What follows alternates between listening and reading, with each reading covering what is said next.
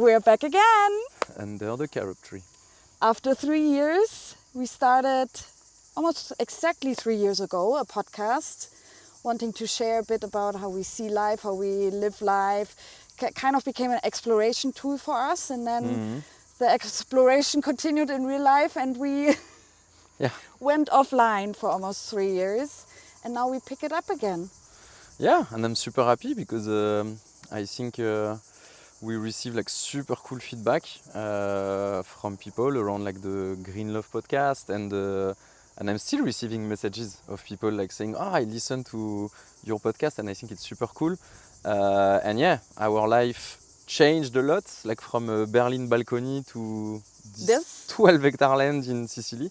And I think it's a good opportunity to start over this podcast, talk also about the change between like the city life and owning a land, the reality of it, and I think the why also basically owning this land or buying this land is our all-in investment for the future. Absolutely. And I guess also, we use this also as a conversation between the two of us, as a moment to reflect. Yeah. Because if you're so deep into a new project, a new lifestyle, you become so absorbed by it. And there's sometimes so little room to actually reflect on, oh wow, we're doing this, or we're being it already. Yeah. So I don't know, I just also enjoy spending time with you here under the Carob trees and having this conversation that makes us share what's going on. Same, and I think it will be interesting also for people to just follow the journey, maybe like get inspired by it, seeing we get so many comments of, you're living the dream, how do you do this, what does it mean? And I guess bringing some color and some light to it, what it also means behind the scenes or along really the full way of bureaucracy, a new social context, learning a language, getting familiar with a huge land that you don't have a clue at all what you're doing here on. So yes, we are happy to share more about this. Maybe we start right at the why. So why are we here, Patrick? Why? What? Why are we here? Why not? I mean, why not?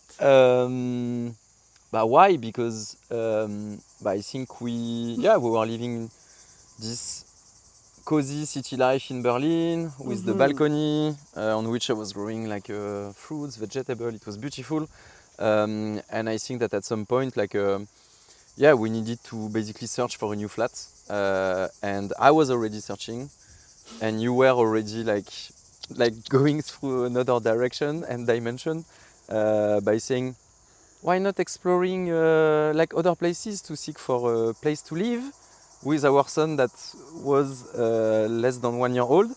And I was like, are you crazy?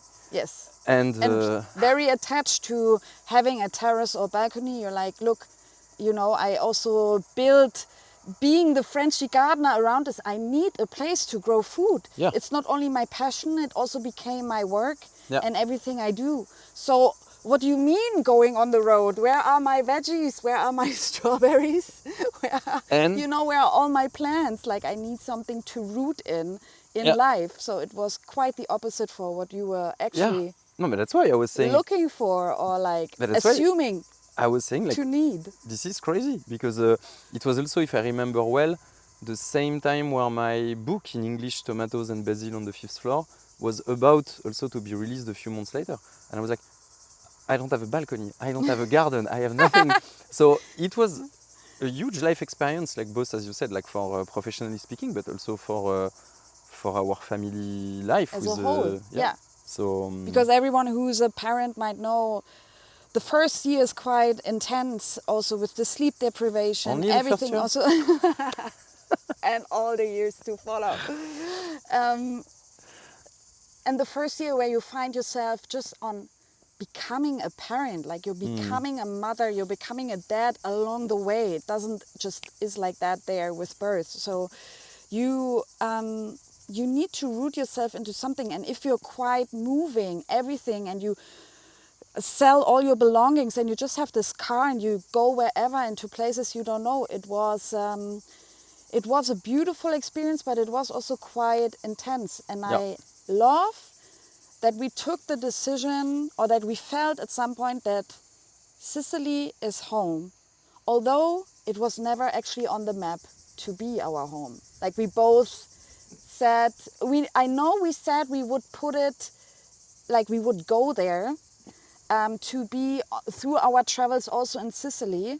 But we said, well, but this won't be at all the place we move to, because never ever we will move to Sicily. For sure. How was that for you? No, yeah, for sure. Like I was feeling the same. And I think it was like, actually like my idea to just say like, there is like this country house in Sicily. Maybe we can go there for 1-2 months and yeah, so that I have a garden and I can start like growing food in the garden. But I never ever anticipated the fact that after that we never left basically Sicily, and now we are owner of 12 hectare land in Sicily. It's crazy, but I feel it was also a calling in a way, and I think that Sicily is like a very special place on earth with a lot of vibes, energies around, and there is a calling, and I think like for sure I have one part of my family that is born here, so I'm already rooted here in a way. So yeah, maybe it was also a calling, and this calling also came to you. Came to me. For you, I see the ancestral roots, and for me there was in the beginning such a huge respect for a landscape and the climate that I'm not attuned at all to. Yeah. Like the heat and this, like, whoever lived already a Sicilian summer, it's like the bare naked soil that is just burning under this like sun that is shining for endless hours a day, and everything seems so how do you say, exposed to the heat. Yeah. And this exposure to heat like really scared me in the beginning. I remember when we said we moved to Sicily, my condition was, but then in July and August we go somewhere else. That was my condition. And you said, yes, okay. Well, now we're here in July and I'm actually quite comfortable under the Carob, and I have to admit, you adapt also to it. Yeah. And while I was thinking I will end up in the forest with some mountain lakes, I actually feel that Sicily is the right thing for this phase of my life. And it's just with the feeling of exposure and sometimes also the discomfort of it, you learn a lot. Yeah. You learn a lot about yourself, and you're facing something that you thought you wouldn't face before. Yeah, and but Sicily is a special place, and yeah, I remember definitely like, now in July, August, no, but after I was like, yeah, but if we buy a land, we cannot just go like this, like 2 months out and just leave the land in the hottest and warmest period of the year, basically, like where there are like wildfires, risk, and when you need to water the garden, like on a daily basis and take care. So I think we just adapted to it, and I think that this choice of like buying a land was also a dream of ours since the beginning, since we met like 10 years ago. This was like one of the first thing we talked about. Yeah, exactly, like about the dream, and I was like, I remember one day I would love to have a farm, and you say, yeah, me too. And on the rooftop in Amsterdam, we looked at each other, and I said, one day I will like turn my back on the urban lifestyle and I need to be on a farm or on the land. And you looked at me and you said, that just sounds about right. Which makes sense now, but back then was quite surprising. And because we lived such a different life. It was the urban, fast-paced corporate job, taking a plane almost every week to go somewhere to an offsite, to a business meeting. And now, but the dots connected already then. Like I knew we could connect on a same vision that will unfold in the future. And now we're here. And it's a quite special moment because it's also the phase, the beginning of something. You really feel it. No? It's. I mean, we have everything to write on this land. It's really the start, and And the land will ride on us. yeah, That's definitely. And I think that also it's not like writing on a blank page in a way, because like there is like this carob tree that is like on this land like for years before us. So it's not starting from a blank page. It's just like getting to know the land and adapting to it rather than just like changing everything. So it's more about like the start is more about like getting to know the land, trying to understand like like the vibes, the energy. And I remember that, for instance, like where I did put the garden was actually in the beginning was not like our first choice. We wanted to go on the other side of the land. So we're changing a lot. So, and I think this is all like learnings and how we feel also on the land. That is a bit guiding our decisions. it's like a bit like being the midwife into what the land wants to become. Mm-hmm. Like I can see that, of course, we come here with the intention to also build our home and that it becomes a home for us, and frankly already is a home, although there's still almost nothing. Yeah. But it feels already so much like home, and we become not only the guardians to it, but like kind of like a midwife to what it wants to be. So Yeah. where we can maybe enhance biodiversity, where we can bring even other trees and more native species also to the spare soil and make it even more alive. So if we can bring even more aliveness to what is here, it would be an honor to do so. Yeah. And I think this is what we're trying to do. And I think for me the land is the choice of buying and owning a land is also something that is absolutely fascinating, exciting, but also scary because it's a lot of responsibility. It's not just renting a flat in a city. Here it's really like you have these trees, you have like it's so vast. You cannot control like everything. You just have to surrender also, and I think this is like quite a strange feeling for me, that I love to have some control, not to control everything, but to have at least a control on things. And it's true that on the land you have to surrender because you cannot like. It's humbling, yeah. Yeah, it's super humbling. You're just a tiny piece. You immediately feel like, Yeah. I'm just a tiny piece of this ecosystem. So where's my place? Yeah. And where can I, drive the impact or the enhancing the aliveness of what is? Yeah. And I think this is what is fascinating also about owning a land. Like, and I think as a gardener, it's always about like, I'm gonna grow the garden like this, and I want to grow this, and I want to grow that. And I think here it was like super humbling also in the beginning. It was like also learning to work with the soil, learning like where should I plant this. I don't know in summer where the sun will hit. So it was like just like discovering and starting from nothing. Yes. And I already have like tons of learnings, but yeah.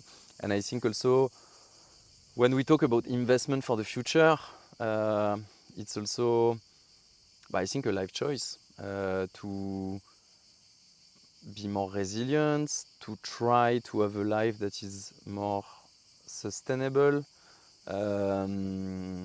But I think you said like pretty cool stuff about like actually why is it like our investment for the future.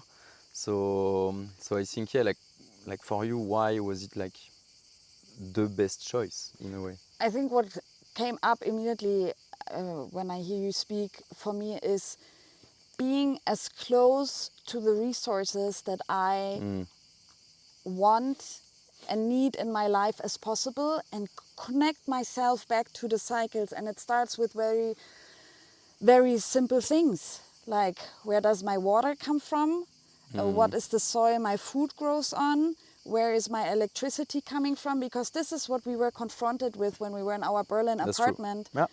And there was once this, I remember when the Ukrainian-Russian war started, that there was once a whole news wave around, what about the resources? Maybe Berlin will be without electricity or without energy. Yeah. And I just dwelled on this thought, okay, what if there is no electricity? What if there is no water? Where would I get it in the city? What are my sources? How am I connected to the water that is flowing out of my tap?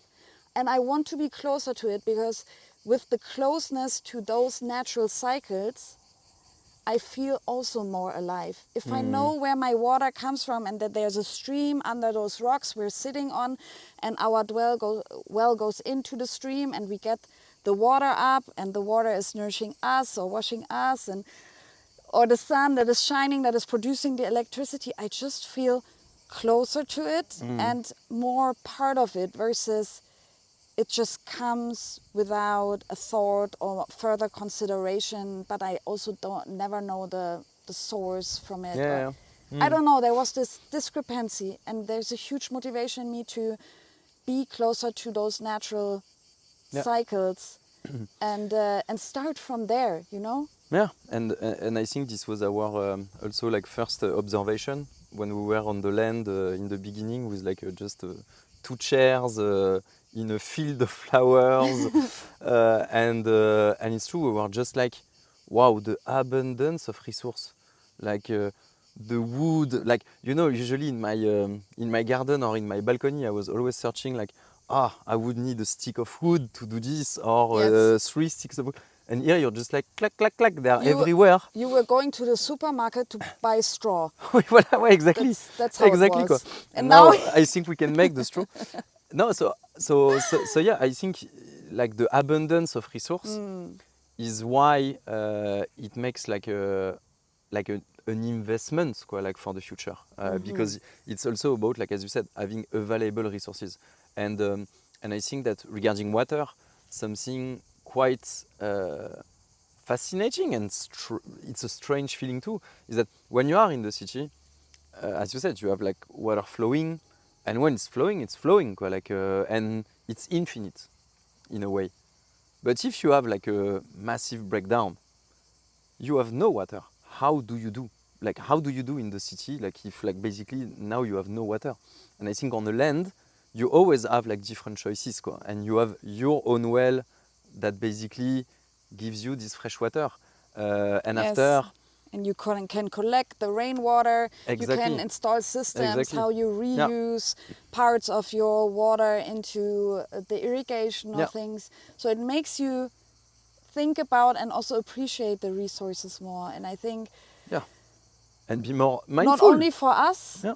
but also for our son that we are raising in this context, it's something important that we want to experience with him. Yeah. That he doesn't just learn as a theoretical concept, but as a lived and practical experience. Yeah. So I guess we will also in the next episode and moments of conversation here on the land talk about how it is raising a son or children or the next generation in this context, and maybe also dive deeper into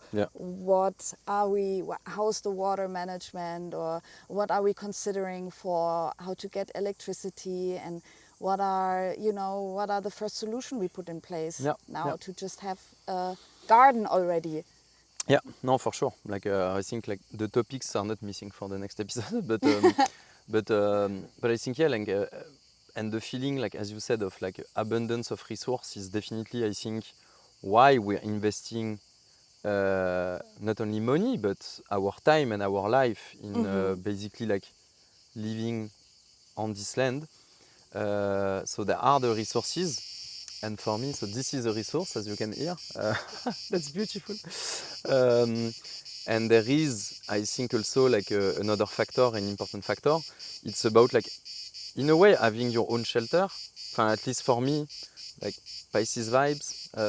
I need also my space sometime where I can just be alone, isolate myself, think about things just by myself. And I think this land is also for me this, quoi. It's like the freedom of having space, while if I close the gate, it's my little bubble, it's my big bubble, but it's my bubble. And I think this, I never had the same feeling in an apartment, for instance, because here it's open air. And for me, yeah, having a shelter is a way, like in a way, is super important. And in the other way, you can have like your own shelter on your land, but you also feel that you need communities and you need a community life. And I think in Sicily, this is also what we discovered about like meeting people that are exactly at the same stage like you, like building their own land, building their house, raising their kids. And I think this is also like this network basically of people living the same life that is also like making the fact that you own a land, it's not only to basically like shut yourself down or remove yourself from the world, or but being self-sufficient, which we are questioning a lot, this word, because we don't want to be self-sufficient. I don't want to like rest on this land and say I can provide anything for myself. No, that's not how we see the future. The future is communal. I can provide certain resources in connection also with the neighbors, with the friends, the other families we got to know, that maybe you know the one has honey, the other one has the eggs, you don't have to do everything yourself, but you do it as best as you can with the resources that you have here, and then you connect to other dots, and with that it becomes a network and also a thriving ecosystem in itself. And I think it's a bit like mycelium. You a know, bit like mycelium, you of create course. your There they web are. and your network, and by the way, we need to harvest fruits and vegetables to Vincenzo to trade against like homemade bread that is, and by the way, like bread also with carubo and sesame, like wow, mind blowing. That's already the little exchange routes we have established. And maybe one last sentence to community, and I'm sure we make a whole other conversation around it. But I remember we first looked at other land, also quite further away from where we initially stayed in Sicily and where your ancestors are from. And in the end, we stayed here. And I realized in the process that the first walls and the first space we created that felt like home was the community, the people that we found here, were the first feeling of home before the land came, before the house will come. It's really people that we connected with where we're like, oh wow, you're on the same path. Oh wow, you have the same vision for your children. And that, I think, was very touching in a process that was also challenging, because we actually fell in love with another land. And then after 9 months of negotiation, it didn't work out. Yeah. And we were like, what? All the time lost and this and that. But it made me realize, but in this time, we built the network exactly where we were. Yeah. And exactly fell in love with so many people, children, parents, that all came here and share a vision. And I was like, oh my God, this is the start of something. This is the root already. And the land came after, and I loved that. Yeah. And I don't know, maybe we want to end on a last thought that you have, or... No, like I would say, like a thought that I have is, and I'm sure we'll discuss that into more details, but I feel it's not like the easiest path, of course, to just live your city life and to say like, okay, like tomorrow I will buy a land. And it's not, a decision you should make just like this. It's really like a journey. And you really need to love this land. It's not just buying a land. It will be your land. It will be your life project. So I think this is super important, is to just take your time. And I think we took a lot of time. This was a bit discouraging in a way, but in another Usually way... it takes way more time than you would expect. Yeah, exactly. And I mean, 10 years ago we talked about it the first time. No, exactly. But I think like it's okay, like really to take time, like before like founding your land, because I think your identity and the identity of the land at some point makes one. So it's no, but it's true. Yes. It's And like, the land is actually also finding you. yeah, because Also the land is never what we expected. no, I mean, we don't know yet, to be honest, why we have 12 hectares of land. It was never on the map. 4 hectares maybe, a house and then like a extended bigger garden. yeah, no, exactly. 12 hectares, like the land found us and it will tell us in the process what it will be. Yeah. And I guess to be open that it can find you also and No. that it has the time. I fully agree, quoi. And I think like taking your time and then after like falling in love with the land is like something super important. And then yeah, for sure, a lot of people are writing to me and saying, "Oh, Patrick, you're living the dream." Oh, no. Yeah, I'm living my dream. I'm not saying it will be the dream of everyone because maybe it will be a dream for holidays for some people. To make your whole life on the land, maybe it's not a dream for many people. So I would say like there is also like this part of like, of course it's a dream, but this dream comes with a lot of compromises, comes with a lot of change in your life, it's challenging you also. Like a land is challenging you. It's a bit like a horse, you know, like Yes. like where basically you're trying to create a bond with this horse, and after you're like, oh, I'm gonna ride this horse, and like in a way, no, it resists, quite. It's testing you, and I think the land is the same. Like it's also like testing you. It's testing your resilience. It's testing like I don't know. Like sometimes I feel like the land is looking at me, you know, like doing things, quoi. And I'm just like, you know, like that's such a strange feeling, but in a way, when I put like the shovel in the ground, it's on this land, quoi. So I better use it like in the right way. Yes. So yeah, we're gonna discuss about this like way more. But I just want to say that yeah, it's a beautiful journey, and yeah, if like you have this dream, like yeah, just take your time, but make it happen. Thank you for being on this journey. Thank you. But thank you so much, and I hope that you enjoyed this first relaunch Conversation restart. from the land, Exactly. a voice from the land, and we will just see how it will evolve in the next time and during the summer. Yeah, and please like send us your feedback on this episode, but also like questions or suggestions on topics that we should also discuss together on the next episode. I'm sure you're gonna have a lot of ideas, but yeah, like just write it in the comments, and of course don't forget to put a like to this video and to subscribe to the channel so that you can see all the beautiful coming episodes that we will create together as two, but with also this with the land. So yeah. See you next time. See you next time. Ciao, ciao. Green love to you.